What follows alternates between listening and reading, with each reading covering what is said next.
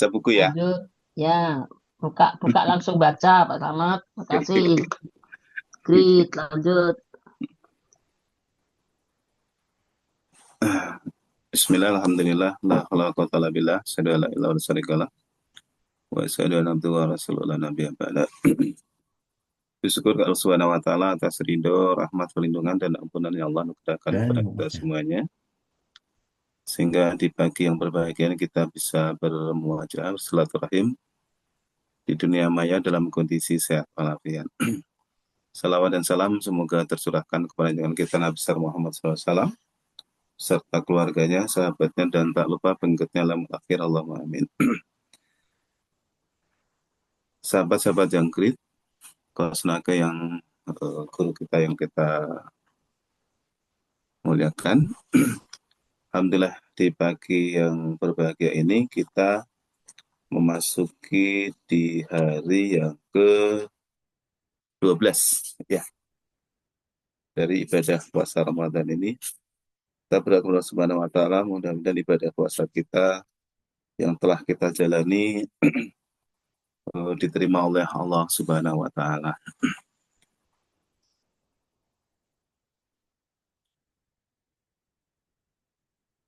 Di pagi hari ini kita akan bersama-sama mengikuti kuliah sahur dengan judul yaitu membaca kitab alam semesta.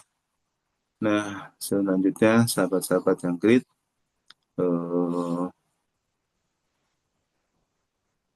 langsung saja kita membaca buku ya yang akan disampaikan oleh Mbak Zuplo. Dipersilakan.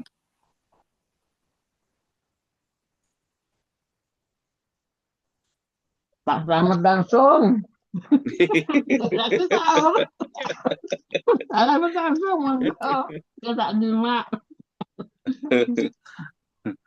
Itu ada Mbak sahabat. Mbak Kasala sebenarnya bisa, tapi belum ada buku. Kusnaku belum kirim bukunya. Oh, Ya, siapa ini? siapa nih? Siapa? Nin. Nin, jangan ngumpet, Min? Nin. Jangan ngumpet, Nin. Bantu, Min. Teriak-teriak. Lo coba Iya. teriak-teriak. Iya. Nenek tuh batuk. Udah, Lagi nggak apa-apa. batuk. Langsung Nggak sembuh apa-apa nanti deh. selesai Ya. baca. Ya. Bismillahirrahmanirrahim. Terima kasih atas perintahnya Mbak Joplo. Hari ke-12 ya. Edin bacakan membaca kitab Alam Semesta. Demi malam apabila menutupi cahaya siang dan siang apabila terang benderang dan penciptaan laki-laki dan perempuan. Sesungguhnya usaha kamu memang berbeda-beda. Quran Surat Al-Lail ayat 1 sampai dengan 4. Suatu hari, ada seorang pemuda berusia 28 tahun sedang duduk di bawah sebuah pohon apel. Lalu sebuah apel jatuh dari pohon tepat di sebelahnya. Orang ini tidak diam saja. Ia sedang merenung, otaknya sedang memikirkan rahasia alam apa yang dapat ia simpulkan. Itulah yang membedakan dirinya dengan sebagian besar dari kita. Mungkin ketika kita mendapati apel jatuh di bawah, kita hanya berpikir, memang sudah seharusnya demikian. Namun, pemuda ini terus merenung. Kali ini perenungannya menembus batas pikirannya sendiri. Ia berpikir, mengapa apel itu jatuh ke bawah? Mengapa bintang tidak jatuh ke bawah? Mengapa matahari tidak jatuh ke bawah? Mengapa benda-benda di atas sana tidak jatuh ke bawah? Sejak itulah pemuda itu terus melakukan penelitian hingga akhirnya di usia 36 tahun ia berhasil menemukan sebuah teori yang fenomenal, yakni teori gravitasi universal. Lalu semua orang mengenal namanya, ya dialah Isaac Newton. Dalam kisah Islam ada salah satu orang yaitu Al-Imam Al-Hafiz Al-Asqalani yang mengalami hal serupa. Ia telah belajar bertahun-tahun di sebuah pusat pendidikan, namun selama 6 tahun ilmunya tidak pernah meningkat. Ia putuskan kembali ke kampung halamannya. Di tengah perjalanan, ketika ia sedang beristirahat, ia takjub melihat sebuah batu yang berlubang oleh tetesan air yang jatuh menimpanya. Ia menjadi tersadarkan dan merasa dialah batu itu. Anda tahu apa yang ia lakukan? Ia kembali lagi ke tempat ia belajar karena terinspirasi oleh batu tersebut. Kemudian, dalam beberapa tahun ia berhasil menghasilkan sebuah karya, yaitu Kitab Bulughul Maram. Kita dapat mengambil hikmah dari dua kisah di atas. Bertadabur adalah bahwa kita sedang melihat keluar, mempelajari kitab alam semesta. Newton disadarkan oleh apel yang jatuh, sedangkan Imam Al-Hafiz Al-Ghalani disadarkan oleh batu yang bisa berlubang oleh tetesan air. Apa yang dilakukan oleh Isaac Newton, Al-Hafiz Al-Ghalani adalah membaca kitab alam semesta. Sebuah perenungan yang dalam dengan melihat keluar diri kita yang kita sebut tadabbur. Keberhasilan Isaac Newton begitu luar biasa untuk dunia ini sehingga seorang penulis memposisikannya menjadi orang nomor 2 paling berpengaruh setelah Nabi Muhammad SAW. Dalam bukunya The Heart of Islam, Syed Hossein Nasr mengatakan manusia di atas rata-rata adalah manusia yang mampu membaca 3 kitab sekaligus dalam aktivitas sehari-hari. Kitab itu adalah kitab suci, kitab sesama, dan kitab alam semesta. Kitab suci digunakan sebagai petunjuk untuk membaca kitab sesama dan kitab alam semesta. Itulah mengapa Al-Quran dinamakan Al-Furqan, yang membedakan antara dua kekuatan, batil dan hak atau kebenaran. Kata Al-Furqan sendiri sebenarnya adalah nama lain Al-Quran, sesuai dengan fungsi dan misinya, yakni sebagai pembeda antara yang hak dan yang batil. Dalam Al-Quran, Allah menegaskan bahwa kitab suci Al-Quran sangat terjaga. Sesungguhnya kamilah yang menurunkan Al-Quran dan sesungguhnya kami benar-benar memeliharanya. Surah Surat Al-Hijr ayat 15, ya ayat 9. Hal yang membuat Al-Quran tetap terjaga otensitasnya barangkali adalah karena Al-Quran diturunkan dalam bahasa Arab. Ini seperti yang diungkapkan dalam Al-Quran sendiri dengan bahasa Arab yang jelas. Quran Surat Al-Surah ayat 195. Berdasarkan penelitian, uh, Hudson, bahasa Arab adalah bahasa dunia yang memiliki dinamika internal yang sangat tinggi sehingga mampu mengadaptasi dirinya sesuai dengan perkembangan zaman. Lebih lanjut ditegaskan bahasa dunia yang pernah mempengaruhi peradaban manusia adalah bahasa Latin, Romawi, Sanskerta, dan bahasa Arab dan Arab. Namun dengan bahasa Arab yang hingga saat ini masih hidup dan dipakai orang dalam percakapan atau komunikasi, bahasa yang lain sudah mati. Sementara itu yang dimaksud oleh kitab sesama adalah bagaimana kita mampu membaca sesama kita.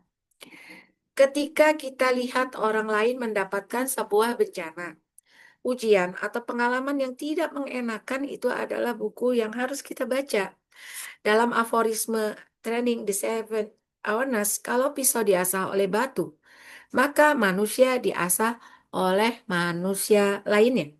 Jadi, menjadi manusia di atas rata-rata salah satu jalannya adalah berinteraksi dengan manusia. Coba Anda bayangkan, ketika pisau diasah oleh batu, pisau itu sepertinya menjerit, berteriak, dan merasakan sakit. Tapi setelahnya ia menjadi tajam dan berguna bagi kehidupannya. Serupa dengan pisau, manusia jika diasah oleh manusia lainnya, baik dalam bentuk cacian, fitnah, makian, kekecewaan, itu semua adalah bentuk asah manusia kepada kita. Guru saya mengatakan, justru kita harus berterima kasih dengan orang yang membenci kita. Karena hakikatnya, merekalah batu yang mengasah kita menjadi manusia di atas rata-rata. Catat tuh. Salah satu hadis Nabi yang mengingatkan kita akan pentingnya membaca kitab sesama adalah sayangilah orang-orang di muka bumi. Maka yang di langit Allah akan mengasihi sayangimu. Atau dalam hadis lain, berkasih sayanglah di antara kamu. Maka yang memiliki kasih sayang Allah akan mengasihimu. Begitulah kitab sesama ini, bahkan antara ketuhanan dan kemanusiaan selalu sejalan dengan keduanya. Ketuhanan sejalan dengan kemanusiaan, sebaliknya kemanusiaan sejalan dengan ketuhanan.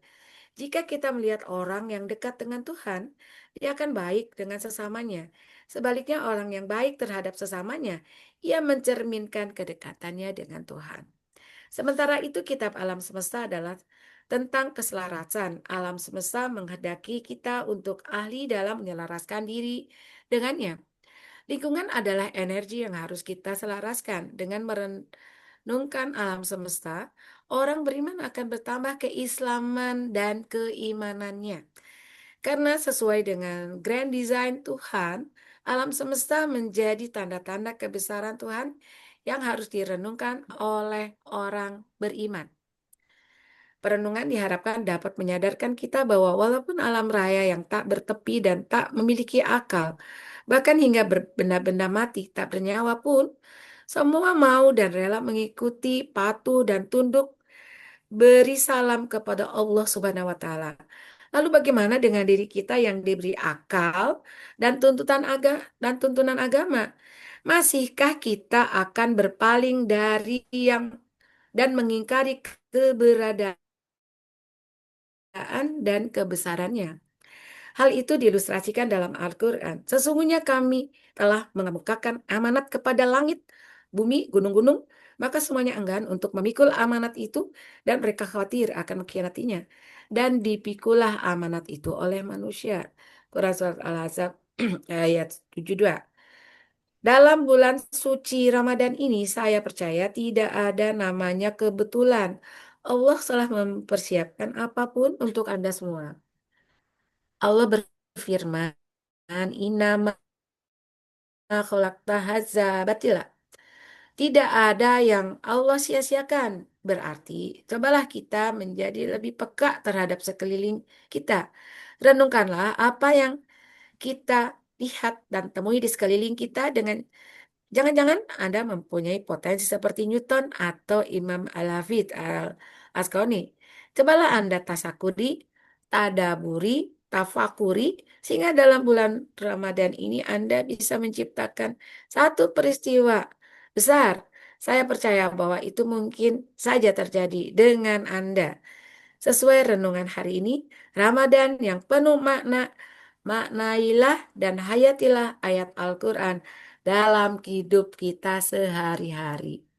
Demikian, Alhamdulillah, Nin tidak batuk. Aduh, ada lagi batuk ini. Itu kan baru batuk udah berair. Terima Alhamdulillah. kasih. Berarti Terima yang kasih udah saya atas beritanya, sampaikan, Mbak Joplo. habis baca pasti gak batuk kan? Enggak, udah Terima sembunyi kasih lagi ya. ya Bu Danin yang sudah Ya, membacakan bukunya. Luar biasa. Pak Sadiran, apa kabar? Pak Jiwawan, sahabat-sahabat yang great. Selanjutnya yaitu kita langsung ke eh, guru kita, Coach Nako, Aman. menyampaikan materinya. Kepada Coach Nako dipersilakan.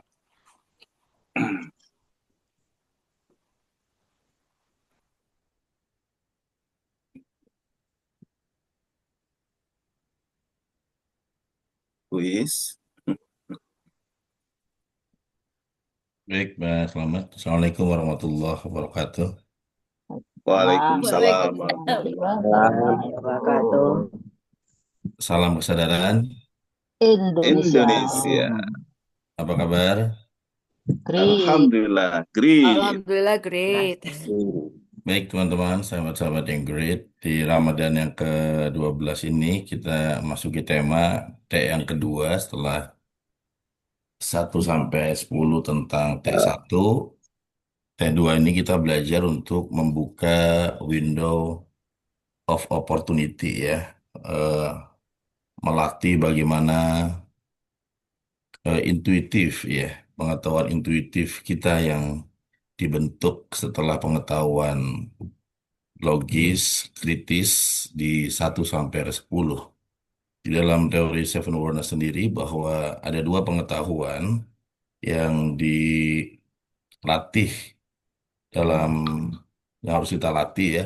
Satu pengetahuan logis, satu pengetahuan intuitif. Nah, pengetahuan yang kedua ini yang jauh lebih sulit ya, teman-teman hebat. Kenapa? Karena kita dunia pendidikan juga masih malu-malu mengakui bahwa ada pengetahuan intuitif yang membentuk kita menjadi seorang leader ya. Sementara seorang manajer dibentuk oleh pengetahuan logis, otak kiri ya, kritis, analitis, linier, matematis. Sementara otak kanan membentuk kita menjadi seorang yang visioner ya, imajinatif, kreatif, dan sebagainya. Hanya saja pengetahuan intuitif kita jarang diasah. Ya, kalau kita lihat semua para disruptor ya, para pendobrak-pendobrak bisnis, inovator, ya, dan juga leaders, mereka adalah orang-orang yang memiliki pengetahuan intuitif, pengetahuan yang lahir karena inner voice ya. Covey dalam bukunya Seven Habits dan juga Sharma ya dalam bukunya misalkan Wisdom Leadership menyebutkan bahwa orang-orang yang memiliki pengetahuan intuitif mereka memiliki tiga indikator. Indikator pertama adalah mampu mendengarkan suara hatinya. Ya, Rasul menyampaikan, mintalah nasihat pada hatimu sendiri. Ya. Yang kedua bisa memotivasi diri dia dan juga orang lain. Dan yang ketiga menjadi inspirasi bagi orang lain. Jadi seseorang menjadi inspirator bagi orang lain ketika mampu memotivasi dirinya pada saat sedang terpuruk.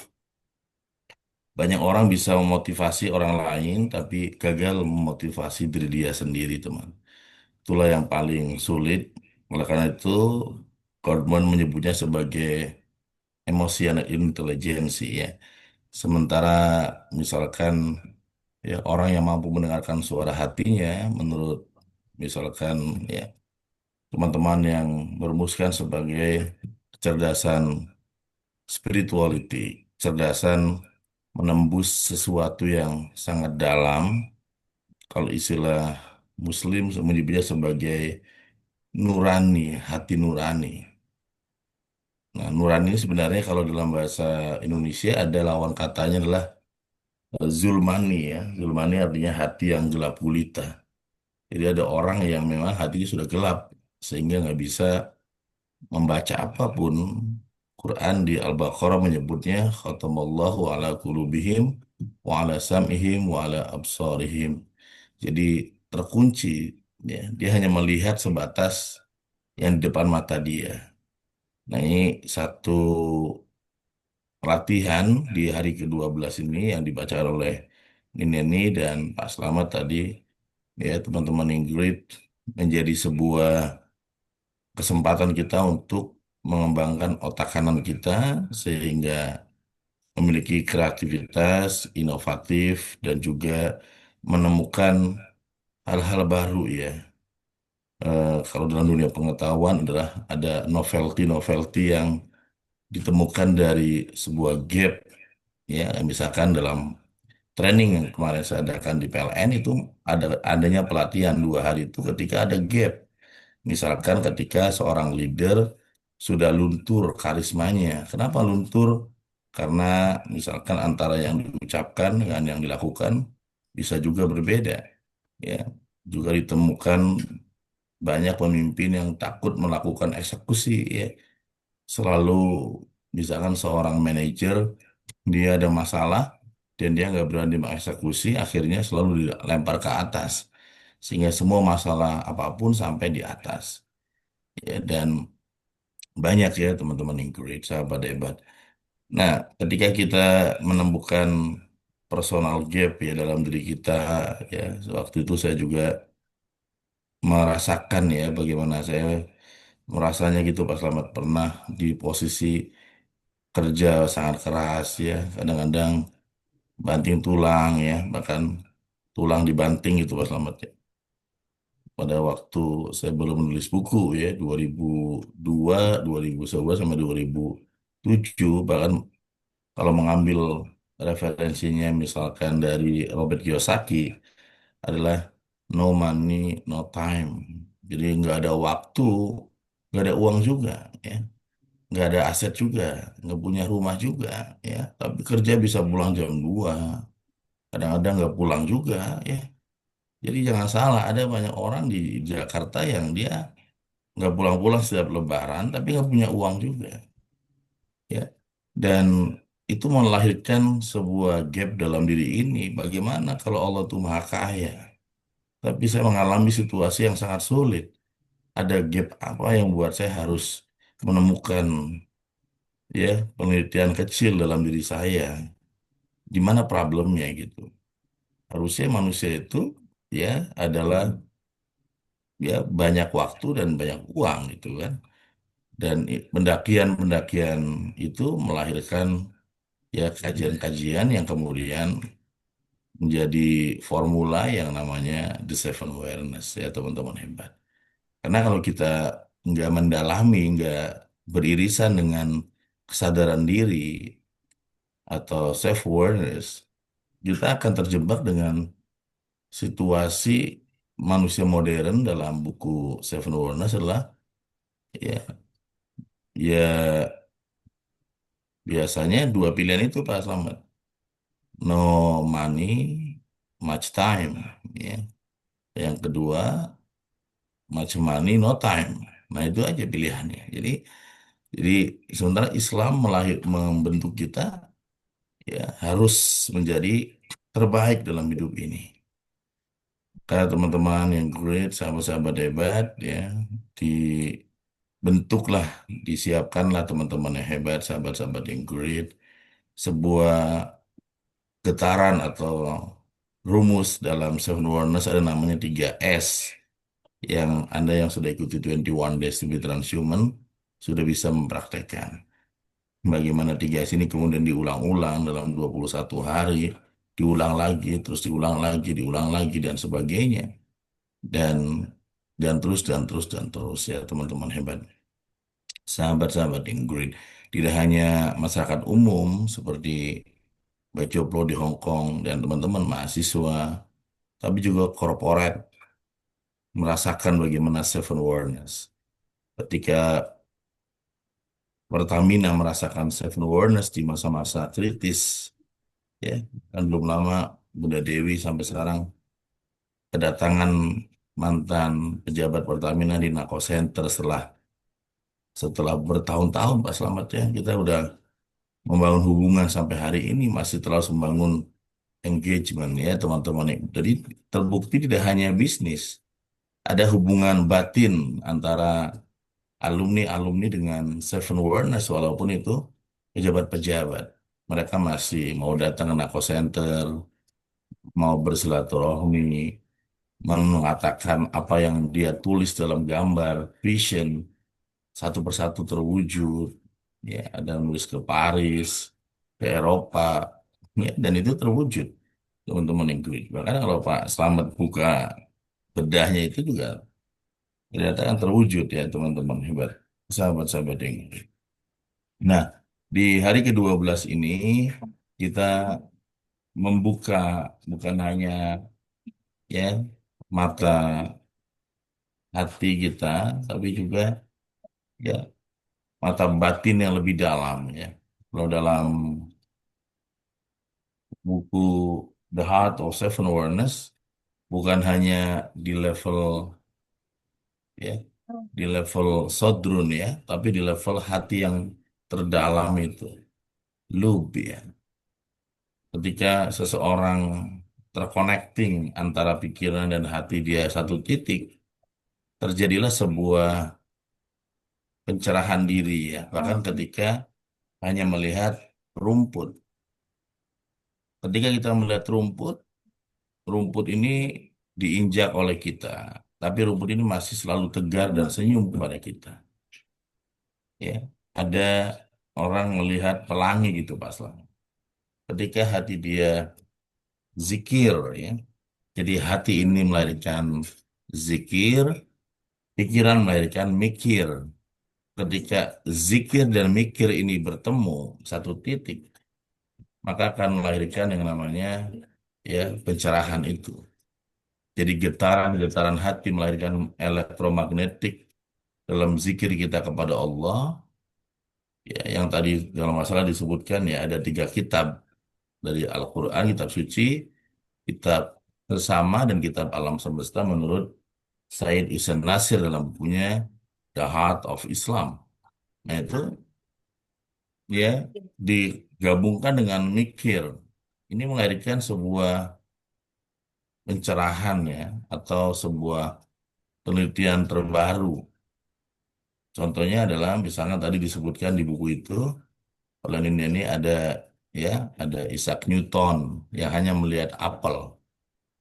Ketika Stephen Jobs dikeluarkan dari perusahaan, dipecat, dan dia melihat sebuah apel, dan dia berpikir bahwa saya akan membuat perusahaan yang sehebat itu, bahkan ya selalu berguna. Dan hari ini menarikkan branding bernama Apple. Jadi Apple ditemukan oleh Stephen Jobs dalam bukunya, dalam teorinya adalah ketika dalam posisi masa kritis, ketika sedang dikeluarkan masa-masa sulit, hati dan pikirannya ketemu satu titik dan melihat sebuah ya apel di meja itu, memotivasi dirinya dan menginspirasi dan melahirkan sebuah eh, bisnis yang nggak pernah habis yang bernama Apple ya, dan sekarang dipakai oleh banyak di dunia ya, termasuk di Indonesia. Tadi juga ada penulis kitab Bulughul Maram, Imam Hafiz Ibnu Hajar Al Asqalani, yang dia menemukan kesadaran baru. Kapan? Ketika ya, ketika melihat batu, dan batu itu kemudian ya, menganggap dirinya seperti batu tersebut dengan ketekunan yang keras, ternyata lama-kelamaan bisa berlubang, dan dia namakan dirinya sebagai Ibnu Hajar. Ibnu adalah anak laki-laki, dan Hajar artinya batu kerikil atau batu keras. Jadi batu itu Pak Slamet, yang keras pun kalau kita tekun, lama-lama juga berlubang juga ya. Itu menjadikan sebuah kitab yang populer berjudul Bulughul Maram ya, kitab Bulughul Maram.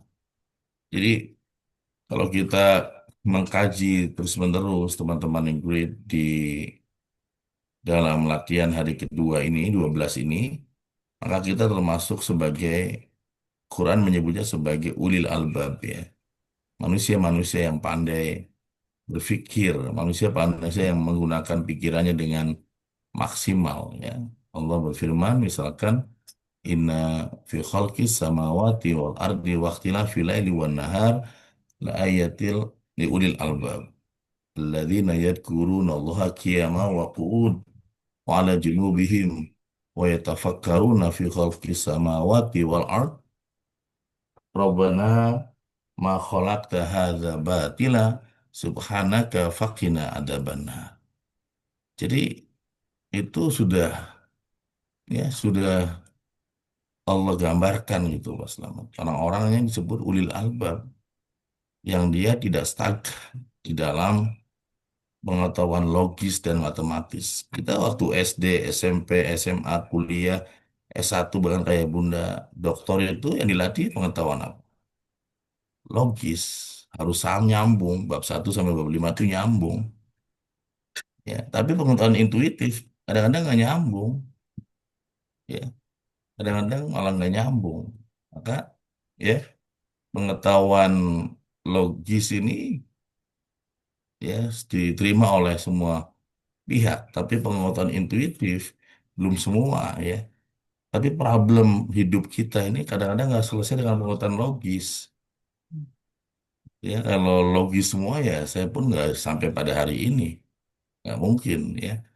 Jadi kadang-kadang kita harus menyadari bahwa ada ruang-ruang di mana hidup ini memang nggak masuk akal. Bukan bukan irasional, tapi dalam teori Seven Wonders suprarasional, melewati irasional, bertakhta di suprarasional. otak ini nggak bisa menangkapnya, membacanya, tapi kecepatan hati bisa melampaui irasional itu. Ada namanya positive thinking, ada namanya positive feeling. Nah, positive feeling dalam buku The Heart of Self-Awareness itu kalau kita kecepatan, ya kecepatan, eh, ya dalam hati kita ini di atas 100.000 kecepatan per detik, itu hampir jarang sakit. Nah, siapa orang-orang yang kecepatannya cahaya itu Pak Slamet? Orang-orang yang memang bahagia. Kenapa bahagia itu berhubungan dengan cahaya? Karena Allah sampaikan wa absiru bil jannah allati kuntum tu'adun. Satu orang yang bahagia. Jadi orang yang bahagia itu jarang sakit. Maka ditemukan dalam teori Narco Center namanya BTS. Itu BTS, ya, bahagia tanpa syarat. Ketika Mbak Joplo mempraktekkan BTS, yang biasanya setiap bulan katanya masuk ke klinik, mungkin mengeluarkan uang senilai tertentu, sekarang mungkin kliniknya jadi kangen karena jarang berobat gitu ya Mas Nomor. Itu dan itu ada memang. Orang ya bahagia itu berdampak. Bahagia itu berdampak. Maka saya sering kalau di kemarin di PLN juga sama. Mengapa orang sulit menemukan kebahagiaan? Ya kurang bersyukur, ini bla bla bla, semuanya benar. Tapi dalam teori narco center karena kita banyak syarat. Coba kalau saya nggak ada penyakit, saya senang kali ya. Nah kalau punya penyakit gimana? Coba kalau saya nggak punya utang di bank ya, bahagia kali ya. Kalau punya gimana? Masa sudah punya utang di bank nggak bahagia, habis jatuh ke timba tangga dong. Dirimu tuh lebih besar daripada beban utang itu, gitu. Coba kalau saya nggak punya penyakit turunan, saya bahagia. Kalau punya gimana memang bapakmu, kakekmu, dirimu tuh punya penyakit yang disebut diabetes gitu. Terus gimana? Apa kita harus ya merana, meratapi, sedih, mengutuk Tuhan, atau kemudian bangkit menjadi ulil albab mengatakan thanks Allah for everything. Sembuh juga nggak lama Mas Lama. 2007 saya mulai pelatihan ini sampai hari ini udah ribuan orang yang bersaksi, ya termasuk saya sendiri dulu ya ketika kalau batuk berdarah ketika jadi marbot di masjid itu, dan kalau batuk ada darah segar gitu, dan saya hari ini sudah 20 tahun lebih nggak batuk berdarah lagi Mas. Jadi teman-teman yang giat tidak usah banyak syarat. Saya bahagia kalau saya udah jadi dokter. Kalau belum gimana? Sayang kalau nunda. Saya bahagia kalau jadi ya kepala Kemenak. Kalau belum gimana? Pas Selamat pasti kasih penman. Ya, sementara sistem itu begitu berat di sana. Teman-teman yang luar biasa. Saya bahagia kalau ya dicintai. Bagaimana kalau rumah tanggamu ada masa-masa istri lagi membencimu? Saya bahagia kalau anak saya semuanya soleh. Bagaimana kalau ada anak yang satu yang jarang sholat melawan? Apa enggak auranya aura kasihan? Aur-auran tiap hari. Enggak emosi terus ngelihat anak itu. Eh, Jadi itu sebuah sebuah sistem yang kita bentuk teman-teman. Dan itu bisa dipraktekkan oleh siapapun. Mau pejabat mau enggak. Kalau ingin jarang penyakit, maka kecepatan kita di atas 100.000 kecepatan cahaya dalam hati kita. Nah, kalau lemah di bawahnya, kita gampang sakit. Jadi, cahaya itu cepat sekali. Maka, ya siapa lagi yang kecepatan cahaya selain sabar, selain bahagia. Kedua adalah sabar. Kenapa? Karena innallaha ma'as-sabirin. Allah bersama-sama orang yang sabar. Sabar itu cahaya. Maka orang sabar itu jarang sakit. Orang yang gampang marah, emosi, mudah menyalahkan orang, tidak sabaran tuh malah gampang sakit Pak Selamat. Ada stroke, ya, termasuk dan macam-macam. Siapa lagi yang jarang yang kemudian kecepatan cahaya? Orang yang nggak bilang orang nggak meninggalkan sholat karena sholat itu kata Rasulullah as-sholatu nur was burhanun. Sholat adalah cahaya dan sodako adalah bentuk atau buktinya. Jadi buktikan aja kalau kita memang sudah baik hablum minallah, hablum minan nas dengan sodako. Ya, makanya sekarang lagi viral tuh ucapan Pak Menteri mengenai zakat ya. Jadi memang netizen tuh ya, iya karena ilmu mantek itu sulit. Maksudnya apa? Dipotong-potong jadi salah juga ya. Maksudnya bahwa jangan cukup menjadi good di zakat, tapi lah jadi great dengan sodakoh. Good itu artinya apa? Ya good itu kita cukup 2,5%, udah cukup lah, udah bebas. Ya. Tapi kalau great itu enggak, saya pengennya 10%. Nah gitu. Tapi kan namanya dunia digital ini, kalau pejabat ya bisa, nah, maksudnya kemana harus kemana ya. Jadi sampai minta maaf ya. Jadi memang kalau kalau ekonomi dunia muslim mau bangkit, ya darinya dari sodako. Tapi kalau dari zakat kan zakatnya udah jelas siapa aja penerimanya. Kalau sodako bisa aja itu. Ya kayak Nini ini itu sebagai wali asuh setiap bulan 500.000 di apa tuh, di PKBM itu bukan zakat, itu sodako.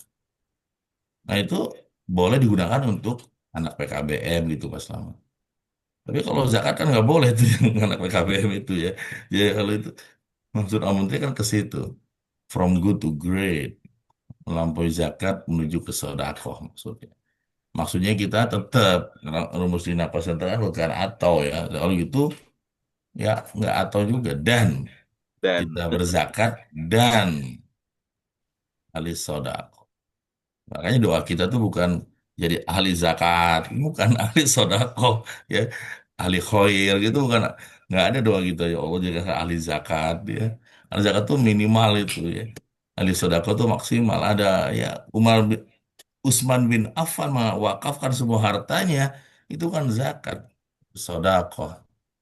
Maka as-salatun nur was sodakoh burhanun. Salat adalah cahaya dan bukti Anda sholatnya benar adalah sodako. Jadi teman-teman di Ramadan masih ada waktu. Yuk yang diajak-ajak dibawa oleh Pak Slamet, oleh tim sodako takjil. Mumpung masih 12, jangan tunda. Buktikan bahwa kita emang dekat dengan Allah. Kita dekat dengan sesama manusia kita. Ya. Coach saya sudah donasi di kampung halaman saya sekarang dan di Anakoya. Ya minimal ada setting pikiran set. Hitung-hitung saya lagi belajar kos lah sebulan. Bayar 100.000. Saudara, baru bukan untuk saya juga, untuk takjil kok ini nih. Untuk orang-orang di jalan itu. Saya untuk hitung belajar kuliah 1 bulan kos kalau di kampung saya tuh biar berkah sama guru gitu. Mak saya itu walaupun nggak ada uang, ya kalau Lebaran itu datang ke gurunya, ke kiainya, punya beras hasilnya beras, ya biar katanya biar berkah ilmunya gitu. Padahal ngaji ngaji setiap subuh itu di musola ya gitu, biar berkah, ya itu itu attitude, attitude, biar apa barokah, ya. Jadi silakan aja teman-teman yang great ya sahabat hebat, ajakan-ajakan kita bersama-sama untuk menjadi manusia-manusia di atas rata-rata ya. Terima kasih untuk hari ke-12 ini ya Pak Slamet sebagai ketua program kuliah sahur ini Pak Haji Slamet Pak Kasih ya. Jangan lupa ketemu tanggal 7 dan 8 Maret di Nako Center bersama dengan siswa-siswi atau di OSIS dalam program Ramadan Camp the Seven Awareness. Terima kasih Pak Slamet ya. Salam teman-teman yang great ya. Kita foto dulu Pak Slamet. Coach izin Oke. menambahkan sedikit boleh Coach ya? Ini. Nah, ini nih teman-teman semuanya ya, takjil yang model sekarang, ini tahun 2026 ini ada nilai tambahnya. Jadi bukan hanya sekedar berbagi takjil ke masyarakat dari Nako Center, tetapi karena ini melibatkan para santri yang berlatih peduli sambil berlatih entrepreneur gitu ya. Jadi ini pada tahun ini dampaknya tuh multi deh. eh, lebih banyak dampaknya. Semoga menambah keberkahan selain tadi berbagi, kita empati sama masyarakat ya yang mau berbuka, tapi itu juga tadi dampaknya eh, mereka yang tinggal santri-santri yang tinggal di Nakoyah itu juga mereka berlatih peduli dan untuk ini termasuk mereka juga yang mengelola kaitannya dengan pemberdayaan ya. Mereka juga dilatih berwirausaha. Nah, ini yang bismillah model yang semakin insya Allah semakin meningkat ya dampaknya untuk kegiatan-kegiatan itu. Dan itu mungkin Coach Ya, Nakoy ini tambahan untuk kegiatan takjil dan mohon supportnya juga untuk kegiatan ngabuburit berdampak. ya Nah, yang ini sore juga ya. karena itu bagian dari upaya juga untuk eh, karena sebenarnya masa depan itu kan milik mereka. Kita ini mencoba mempersiapkan mereka. Gitu, Coach Nako. Terima kasih. Oke, teman-teman ya. eh, Penguatan dari ini dan silakan aja ya, syukur-syukur bisa lihat langsung. Kalau nggak lihat langsung, lihat di YouTube aja, tiap sore di share takjil yang ini itu adalah real per hari ya. Jadi Bismillah aja teman-teman yang murid Ya, ya, melibatkan anak-anak men santri ya. ya, pesantren. Sekarang santri ada yang jualan bakso bakar pasang, ada yang Ya, apa, apa tuh, ya, Eskut. oh, coklat kayak gitu macam-macam. ya, Jadi alhamdulillah ya, juga kolaborasi dengan bimbingan ya, ada Bunda Dewi, ini dan semua. Silakan mampir.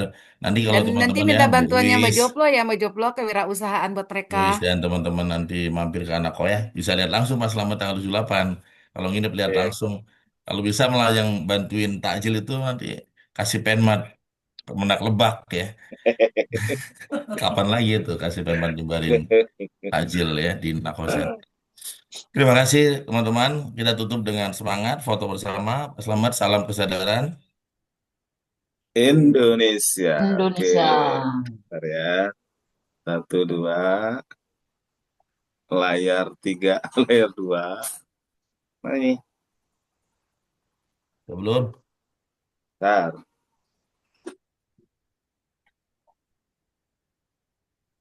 Oke. Bos.